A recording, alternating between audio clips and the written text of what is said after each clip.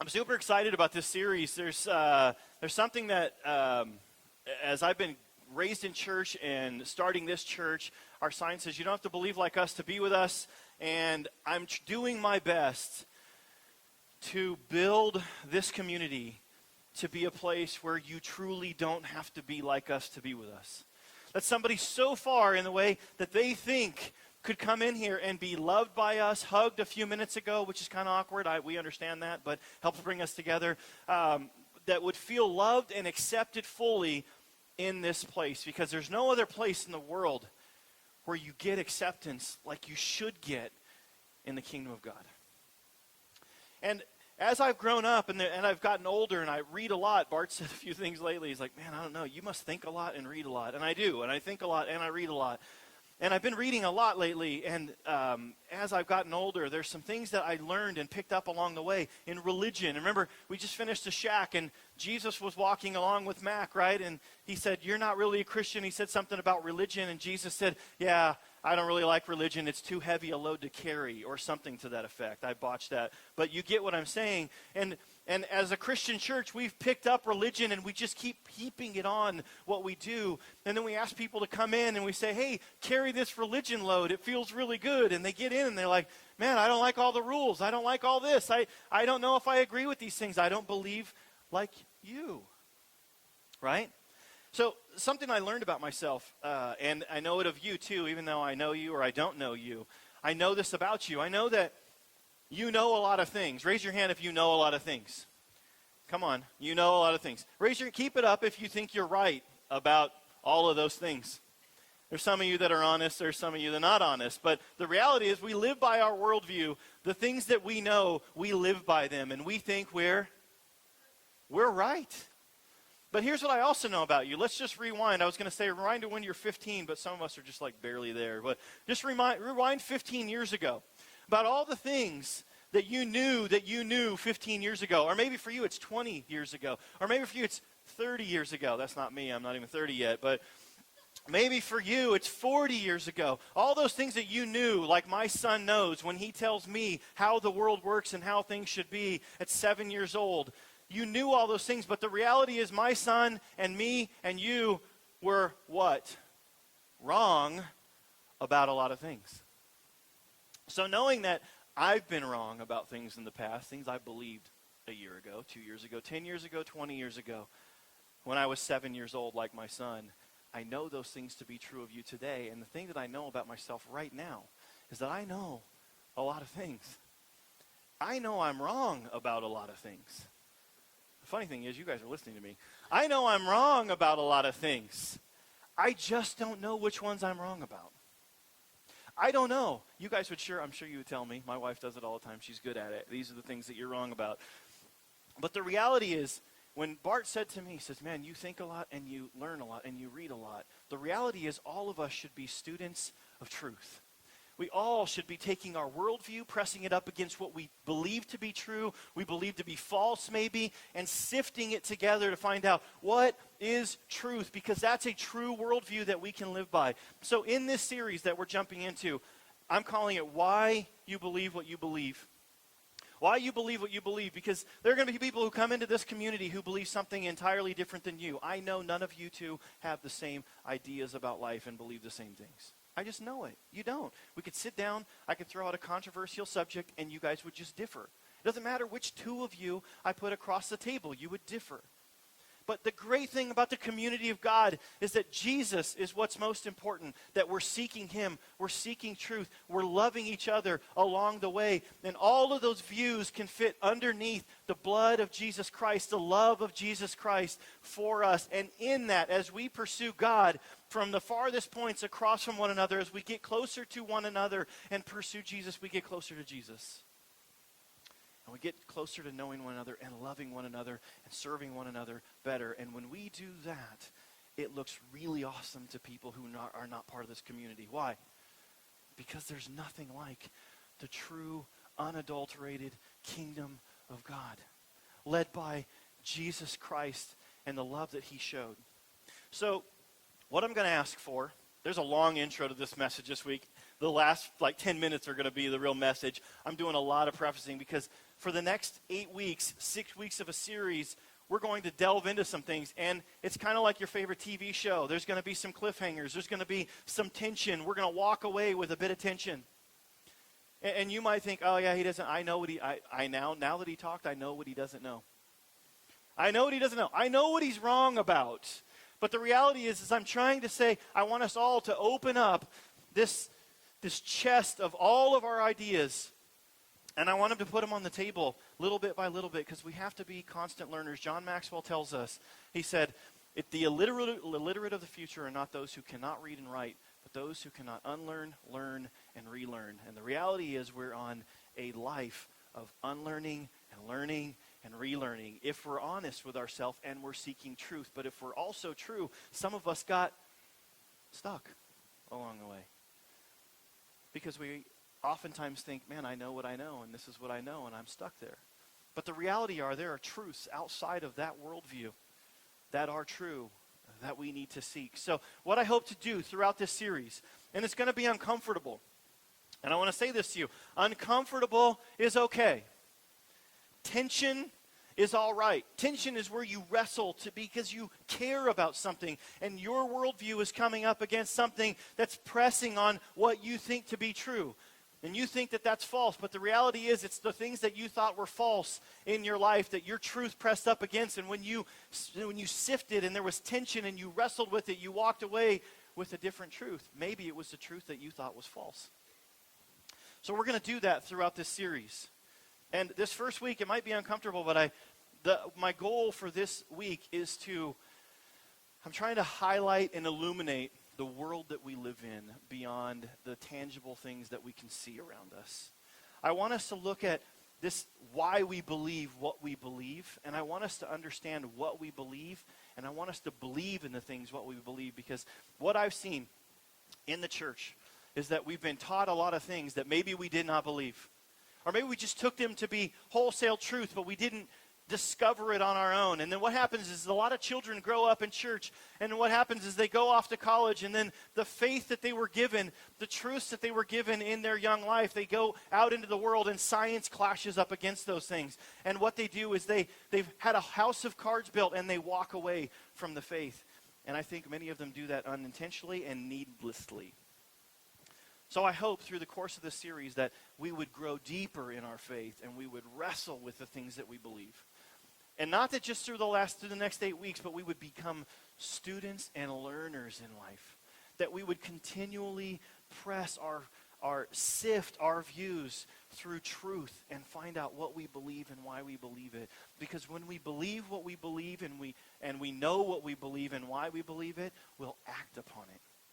Many people say a lot of things that they believe and then they won't take action on it.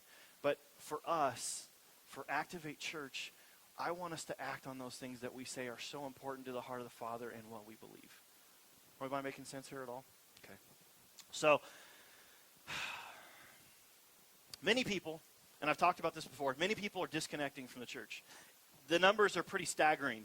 And you have theism on one side. It's what's believing in a God, that there's a God out there is called theism. Now, whether it's monotheism or polytheism, whatever it is, we believe, I believe, hopefully you believe, and if not, I'm going to help try and convince you that there is a loving God out there.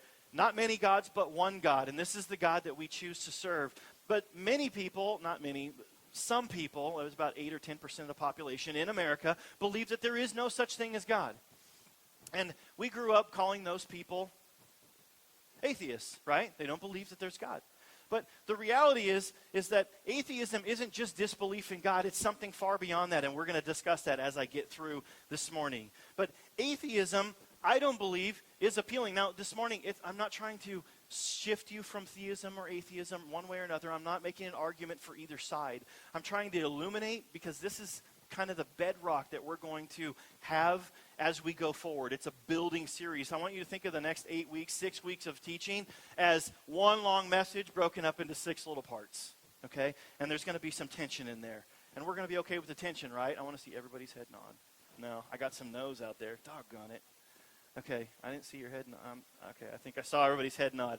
Because if you say, I'm not okay with the tension, then I'm going to call you out and say you're a liar. I just want to be able to call you a liar. So, atheism. For many people who are disconnecting from faith, it's just that faith doesn't seem so real anymore. And many people would say that religion is the problem. The religion is the problem. I think in our clip, Jesus actually agreed with that. Religion is part of the problem. Now, Bart, would you put that photo up on the screen? I was going through Facebook last night, and I love how God can just drop things in my lap. So a group of atheists went down to San Diego just this weekend, and they had a whiteboard up in their tent, and they asked this question: are people leaving religion now more than ever in the United States? And you look at this, I don't know if you can read it, it says yes, and there's a lot of marks on there, right? The next one says, hope so. I think they said yes, no, I don't know, and I don't know. And I think somebody came in later and wrote hope so, because it doesn't seem spaced out right, and it doesn't look like the same writing. So somebody, I think, said, you know what, I don't fall in yes, no, or I don't know. They said, I hope so. Yeah, I hope so. I hope people are leaving religion now more than ever. And then we have no. Some people don't, a few. And then we have I don't know. These people right here are the people that don't know anything in life. This is I don't know. This is whatever. I don't know. I don't care. I don't know. I don't care. But I wanted to show you that because this is where we live. This is America that we live in. This is the climate of the culture that you and I live in every single day. And it's not my intention to debate theism or atheism. We all live by what we believe, not by what we say we believe. That's what I was saying a minute ago. I want us to live by what we believe. And I think what you think you believe, you don't actually believe. Or if you did, you would act on it, right? We act on the things that we actually believe. Hey, this thing's important to me. What's important to you? For many of us, getting out of work getting up in the morning and going to work, because we value money, right? So we do those things. You know what's important to me? Spending time with my family. If you say it is, then you do those things. That's what we truly believe. Our actions reveal our true belief. And my hope in this series is to give you more of an understanding so your true beliefs will shape how you live and relate to others. Now, I'm going to talk about some famous atheists. You may have read some of their things, you may have not. I listen to them because I believe I want to know what these people, this is our mission field, guys. The people who are saying, yes, I hope people are leaving religion, they're saying it because they don't like what religion has stood for in this country. And these are the people who we have to persuade with love and with hope and with care and suffering through all of this. Is how we have to reach these people. This is our mission field. Now, in a debate at a college campus, the question was asked from a theist, somebody debating the side that God is real, with an atheist. And he asked the question, where does evil come from? And the atheists are really good oftentimes at just like throwing some, red meat out to their audience, right? And he said, religion. And the crowd erupted in cheering because they agreed. They agreed with him. Sam Harris, in his book, The End of Faith, which is a disturbing title in and of itself. Sam Harris is one of the modern atheists. And in his book, The End of Faith, he writes a scathing critique of all religions. Every single one of them. And he wrote this book right after 9/11. And he was turned down by 12 different publishers. He says, hey, I want to publish this book. And he'd publish other books. And they said, no, there's nobody in the world who's going to want to read this thing. So we're not going to publish it. He went to publisher after publisher after publisher. And they said, no, we're not going to publish it. And then one publisher said, you know what, we'll do it. And they published it. And it stayed on the New York Times bestsellers list for 33 weeks in the United States. 33 weeks, a book titled, In a Christian Nation, The End of Faith. And millions and millions of people bought it. And Christians, they came unglued. It was like, what do you mean, the end of faith, right? That presses up against our worldview. What do you mean there's no God? What do you mean? And they came unglued. And Sam Harris wrote another book called A Letter to a Christian Nation, where he completely, in his opinion, dismantles Christianity and why it is the source of hate and brokenness in the world. And that hurts me because I don't want to see this thing that I love so much, that I believe in so much, that I've seen God do amazing things through, turned into something that becomes the poster child or the whipping boy for atheists and for people who say religion is the problem. And he just takes apart Christianity. Richard Dawkins, another one, he's a famous biologist, another atheist. He writes a book then called The God Delusion. And in this book, he writes this. He says, if this book works as intended, religious people who open it will be atheists when they put it down.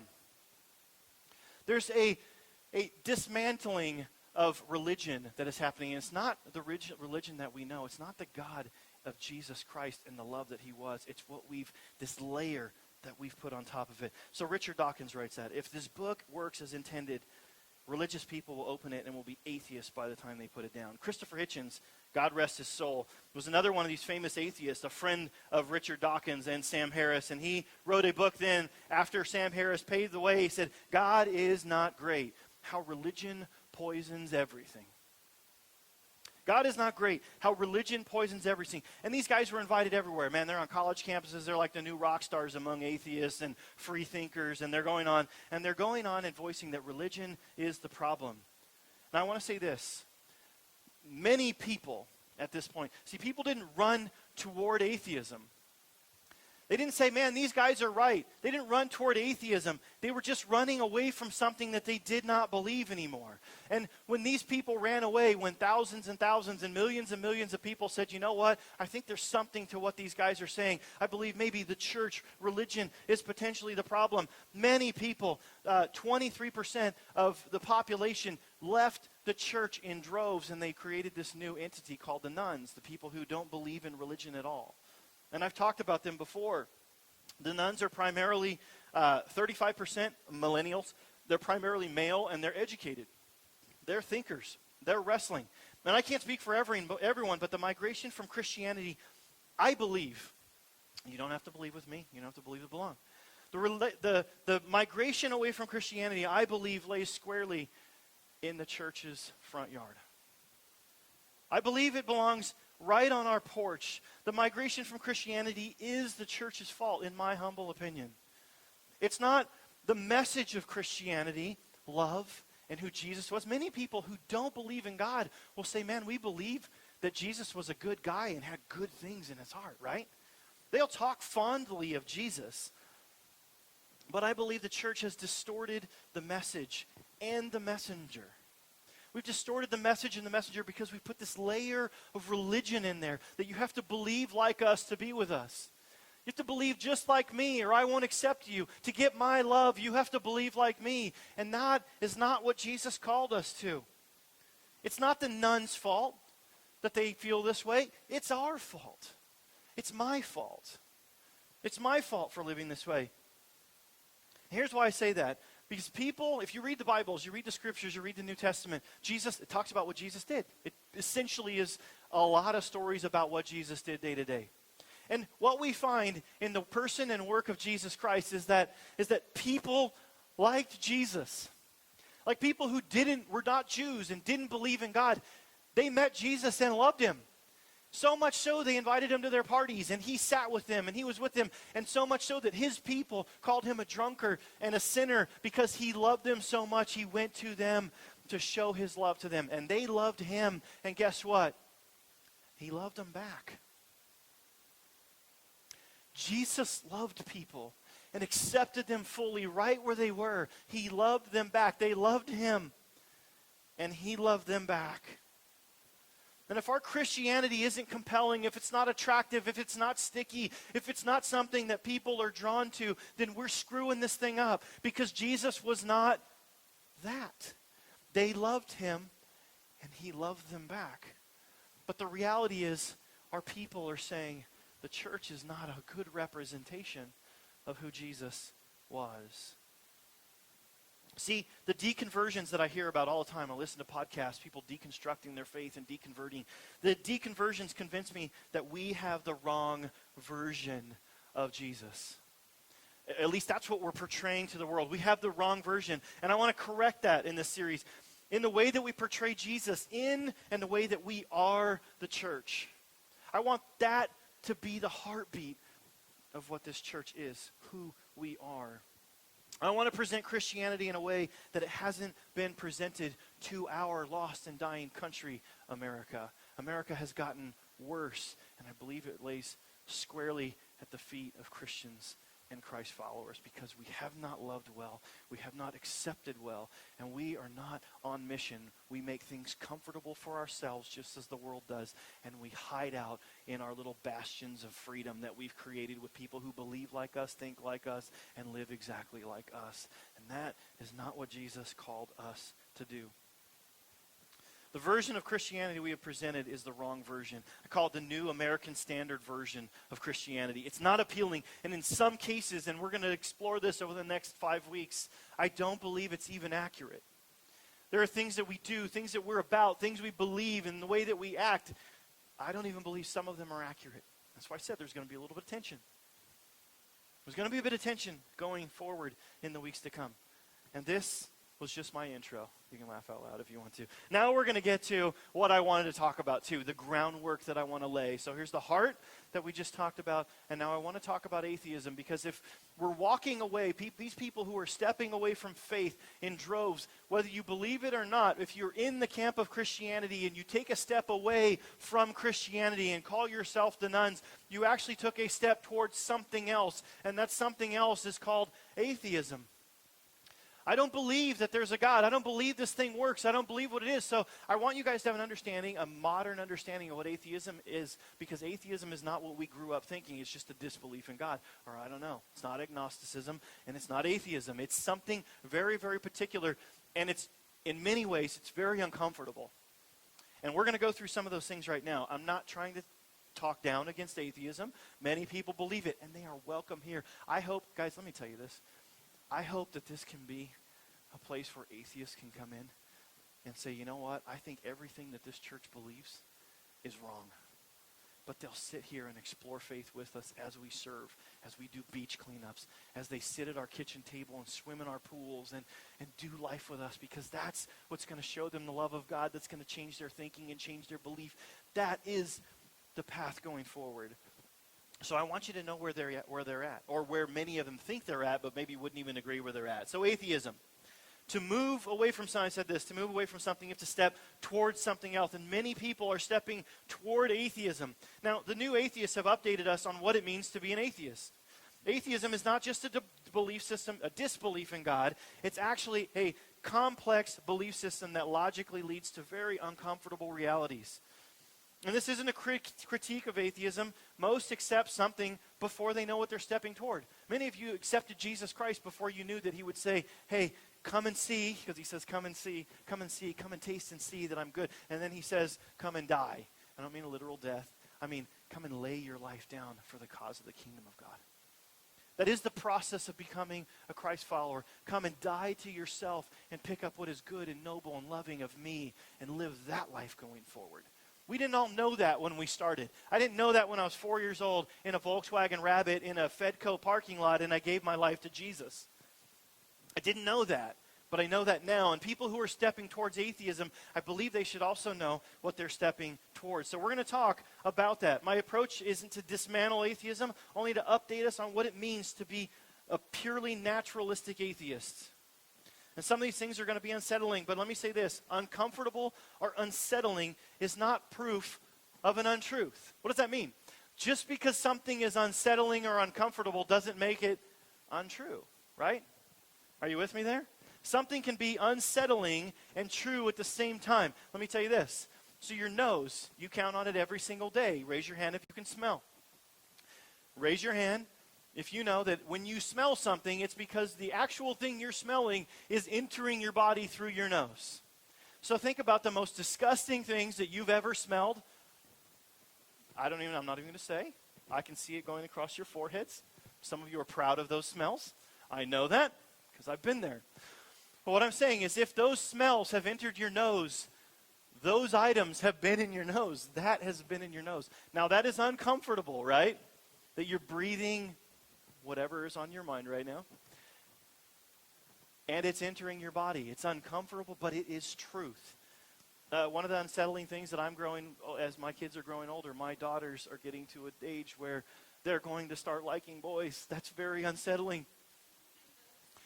And it is true, but it's unsettling. So I want you to know that going forward.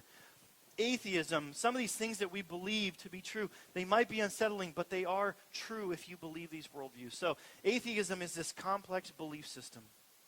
The first one is this. I want to talk about.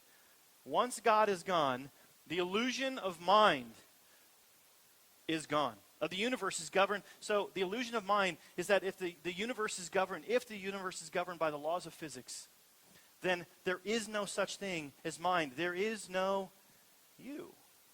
Christopher Hitchens, he sadly, I don't want anybody to die. He was one of the modern atheists, and he died of cancer. And he was going to the doctor for a long time as he was battling cancer. And as he's battling cancer, his doctors kept saying, hey, your body is this, your body is that, your body is... And he just corrected him. This is his worldview. He believes there is no you. He said, I don't have a body, I am a body. Because atheists believe that the only thing that you are is chemistry and physics wrapped up in this naturalistic world. That's all you are, governed by your chemistry and biology wrapped up and run by the laws of physics.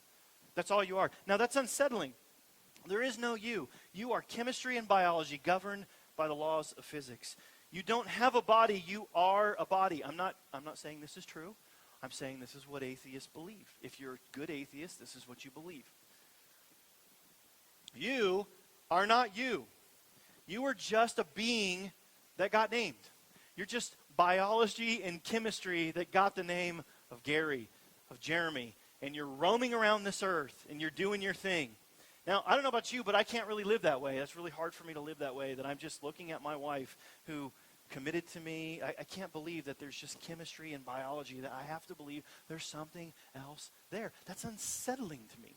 And we really can't live this way. But to be an atheist with a naturalistic worldview, you have to believe that there is no self, there is no you, there is no mind. It's all an illusion. You are just a whole lot of cells and a bunch of bacteria wandering around the face of this planet using energy, and eventually you'll just become dirt and stardust again. So here's what I know about you. You don't want to be treated like biology and chemistry. Right? Because if I can treat you like biology and chemistry, wow, I can do anything to you. There's nothing wrong with that. That is a naturalistic worldview. It is a naturalistic worldview. It has to be. This is the byproduct of taking theism off the table. If there is no you, there's no soul, there's no being inside this body, which I believe I have, then you, the existence of you, is gone. And if you take theism off the table, you're left with atheism, and this is what atheism believes. The second thing is this, the illusion of free will. Every decision you have made is an illusion. If you're a good atheist, this is what you believe. Every decision that you've made is an illusion. They believe in complete determinism, that you have never, ever, ever made a decision in your life. Never. It was determined. Your chemistry and your biology, governed by the laws of physics, makes you do what you do. If you boil all of existing life down to its naturalistic properties, as atheism does, that's the truth.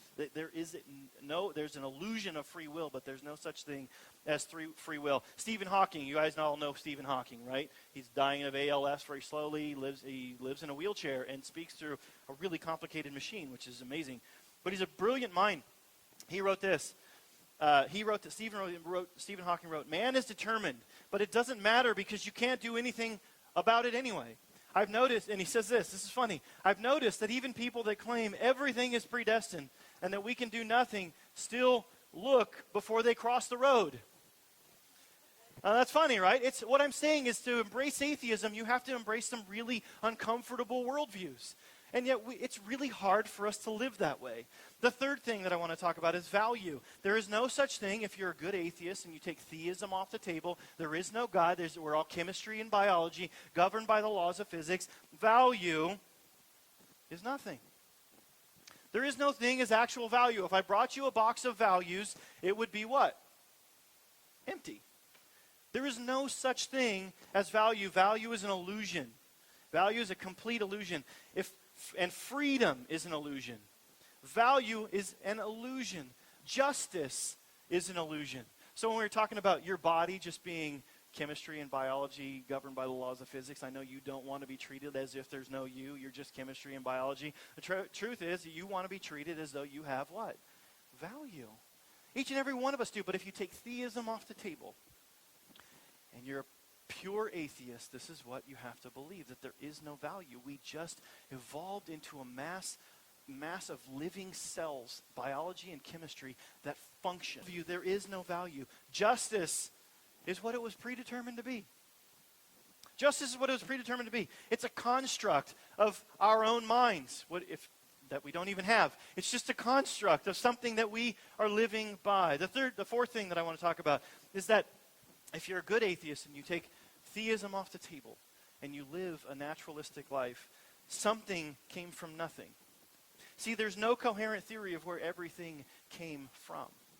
There is no coherent theory. Scientists talk about before, like before the Big Bang. So we all have heard of the Big Bang, and scientists believe that everything started from nothing. But they talk about before the Big Bang, there was something before the Big Bang. But the reality is there can be no before the Big Bang, because with the Big Bang, in their worldview, the Big Bang happened. Everything, time, energy, matter, and space all started at that moment. So if there's no time, there's no what? There's no before. There's no before. There's no before time. So you can't even have a theory of something came from nothing. But this is what a naturalistic worldview leads us to. Time did not exist before the Big Bang. From nowhere and out of nothing came everything. That is the belief of atheists. Naturalistic atheists believe that out of now they have theories beyond that, but things that they cannot prove. It's just, it could be just as much as Santa Claus. We don't know it to be true. But from nowhere and out of nothing came everything. I think it was Richard Dawkins wrote, cosmology, which is it's the study of the stars and planets and the universe and all that, not cosmetology. Many of you women were like, oh, sweet, he's going to talk about makeup. Awesome. I'm going to pitch you some. I got Mary Kay. I got to make some side money. It's my side hustle. I'm selling Mary Kay and Avon right now. If you need, you see me after service, all right? You online? Go to my website. Just kidding. Cosmology is the study of the stars, the universe, the planets. Not Richard Dawkins. Who did I just say? No, Stephen Hawking. Stephen Hawking said cosmology is waiting on its Darwin. See, for naturalists, Darwin gave a lot of understanding to the way that they believe mankind evolved from this primordial mass, right, into who we are, human beings today. But cosmology, the beginning of everything, is waiting on its Darwin. They have no clue. When you go to, it's the study of the beginning is called abiogenesis. And it means the study of like where all things came from. And in all the modern medicine and technology, everything is advancing so quickly. I mean, think of your smartphone 10 years ago and where it's come because of science, right? New materials, graphene is out there. They're working on new batteries that can just be charged by the sun, or you shake your device and or water can run across graphene. We're going to have instant power, continual power, free power. All these things are happening. But in the study of where all things came from, it's like crickets when they have those conventions. Because they don't know. There is no understanding of where everything came from. And that's what you have to believe to be a good atheist. The fifth thing is this: first life emerged from no life with no help. This is the study of abiogenesis. First life emerged from no life with no help. And we know it happened because we're here. And from lifeless matter this is what's funny. Richard Dawkins says that lifeless matter he said, from lifeless matter came the digital elegance of DNA. They think they know how it happened with natural selection, but they don't know where it started. See, natural selection is responsible for all life after first life. And Richard Dawkins writes this in his book, The God Delusion. And I thought he was poking fun at what he wrote in the book. He writes this. He writes, The God Delusion. He says, think about it. In one planet, and possibly only one planet in the entire universe, which there's hundreds of billions of stars and planets in the universe. On one planet, only one planet in the entire universe, molecules that would normally make nothing more complicated than a chunk of rock gathered themselves together into chunks of rock-sized matter of such staggering complexity that they are capable of running, jumping, swimming, flying, seeing, hearing, eating, capturing and eating other such animated chunks of complexity, capable in some cases of thinking, feeling, and falling in love with other chunks of complex matter. We now understand essentially how the trick is done, but before Darwin we had no idea, but now we understand. Isn't that interesting that he basically says it's virtually impossible to believe what I believe, that chunks of rock just animated themselves, and all of these things are capable to live in this world that we live in and relate to one another. You guys, it's amazing. It's amazing that you can even hear the sound of my voice and comprehend what I'm saying. I mean, how many times have you talked to Siri or Google now and you tell it and you're like, computer, that's not what I said. I didn't say that. And you're like, how stupid are these things? But you guys can hear and understand what I'm saying. See, I don't know about you, but it sure sounds like a personal, invisible force with an agenda that's relentless. That's what natural selection sounds like to me. I'm not making a case for natural selection or against natural selection. Man, there's a lot of science around it, and a lot of it seems to be very compelling. See, it's this force that can't be stopped for millions of years until it gets toward what it's driving at. And if there's no God, then I'm completely mistaken. This process that I couldn't show you any more than I can show you value or mind or anything else. There's tons of scientific evidence that show that natural selection looks to be, in many cases, true. I don't know. I'm not making a case for it or against it. But even if it is, it seems like it's driving towards something. It's being brought about by something. See, and what I want to say after we talked about all these things, atheism, I don't believe, has become more appealing to people. Those are some hard things to wrestle with, right? Like, you are not you. You have no mind. You are just chemistry and biology governed by the laws of physics. It's not that people are walking toward atheism because it's so appealing. It's that theism, belief in God, what the Christian church has done, has become so unappealing. It's become so unappealing, and that's what we're here to change. So in the coming weeks, I'm going to do my best that maybe the God that you don't understand, the God that I know I don't understand completely. I cannot fathom God. I don't know the things that I see with my own eyes. I don't understand how they work. I just know that they're working, or at least it seems to me that they're working. So I'm going to do my best to either, if you just, maybe you're one of those people who took a step of faith towards Christianity, but you didn't know what you were getting into. I want to reveal some of those things through the next 5 weeks. Or maybe you took a step toward atheism, and I want you to understand as we start this journey out over the next 5 weeks, what you're stepping toward, and if that actually jives with who you are. And I want you to take a look at Christianity, say, does that jive with who I am? Am I special? Was I created in the image of God? These are the things that the Bible tells us. Am I to be a loving person? Does love attract people or push them away? Are we here for a greater purpose? We all believe that we have purpose, right? That's the greatest question in life. Why am I here? Because many of us believe that we were designed with a purpose for a reason. And we're going to be on a journey to help discover those things. So if there is no God, and atheism is all that we're left with, there may be no value. There may be no ought or ought not. If you're just chemistry and biology governed by the laws of physics, why would it be wrong for me to just walk down there and kill Dylan right now? Right? If he's just chemistry and biology and I'm just chemistry and biology, how can you even blame me if there is no me? It's not a worldview that we can actually live by. And if there's no value and there's no ought or ought not, there may be no justice, just the illusion of justice. There may be no mind. There may be no you. But we hope not.